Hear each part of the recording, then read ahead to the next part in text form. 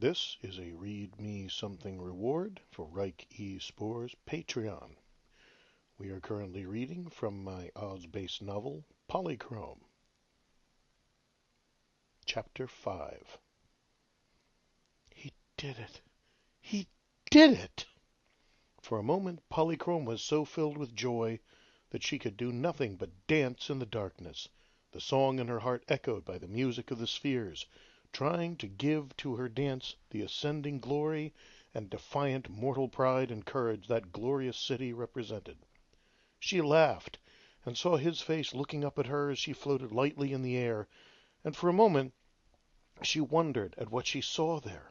He seemed transfigured by her own joy, his blue eyes exultant, yet wide and filled with something she could not quite recognize, something that made her miss a step, stumble subtly, an uneven movement that a mortal might not even notice, but that was the clumsiest motion she had made in centuries.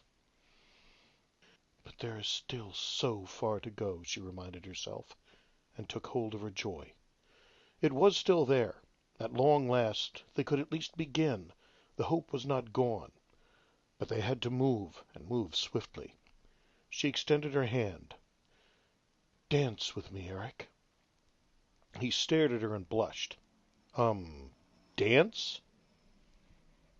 I wish I could, but me dancing with you would be like trying to get a hippopotamus to do acrobatics with a dragonfly. The hippo would look ridiculous, and the dragonfly might get squashed by accident.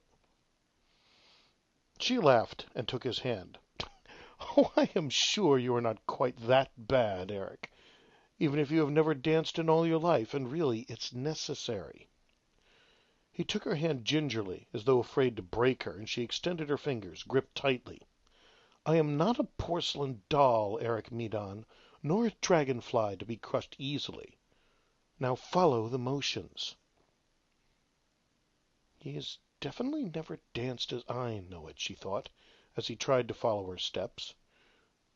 But he does have some sense of rhythm, not entirely unschooled in musical beats. Eric seemed to finally recognize the movements, at least in essence, following the music as it followed her.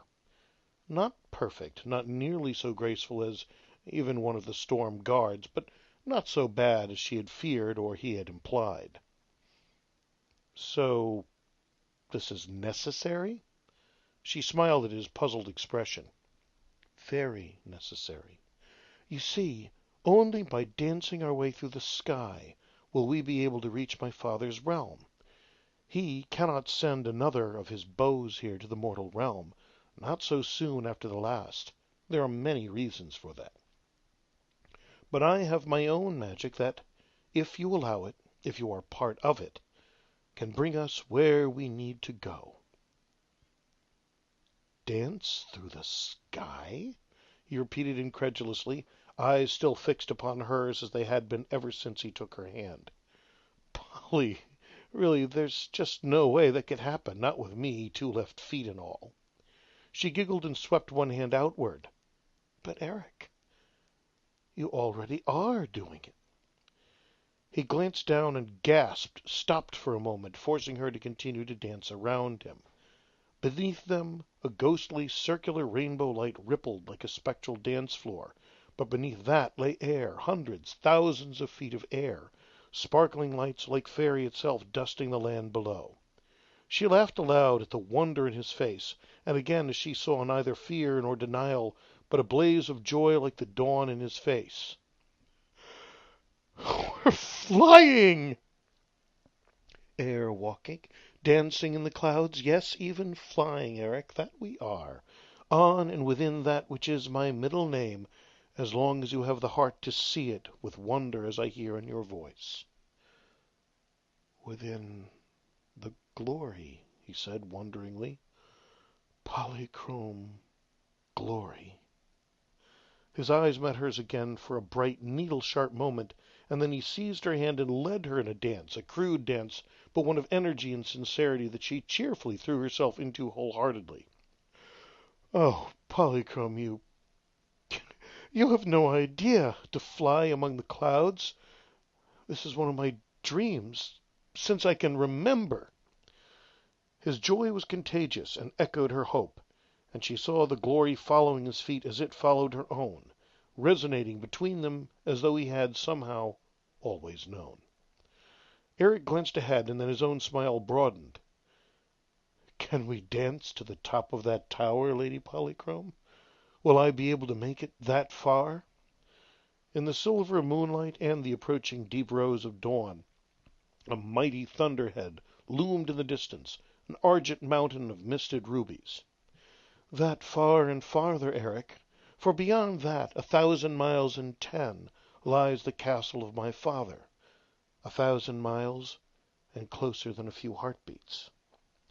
He said nothing, but his eyes shone, and for a moment she saw how he must have looked 10, 20, perhaps even 30 years before, sharp gaze filled with wonder, and a happiness unadulterated by any doubt or fear. But as they climbed into the misty billows, leaping from one height to the next in a dreamlike series of leaps, she saw a flicker of light to one side, far away. Dim and small, but the violet against darkness was unmistakable. A tempest. "Eric, we must keep our eyes open. Remember what I said about my journey here." It was odd. For a moment she could have sworn that his face lit up more as he realized the implications. But it was odd. For a moment she could have sworn that his face lit up more as he realized the implications. But it might have been her imagination, for his expression became grim almost instantly. "You saw something?" He glanced around, eyes scanning the area. "Only one, and far away. It may not have seen us yet. And they would be scattered far and wide now, knowing that I may travel far from my landing spot ere I return. But I am afraid we need be on our guard. You are not a warrior, I could see, and I will have to defend you if they catch us." His jaw set, his mouth opened as if to argue, but, despite the pride she saw in his face, she also saw him force it down. "I guess you would." That was not easy for him. He probably thinks of me as a fragile mortal girl. "But I'd rather we not have to worry about that." She led the dance off to the side of the thunderhead, now reaching the crest.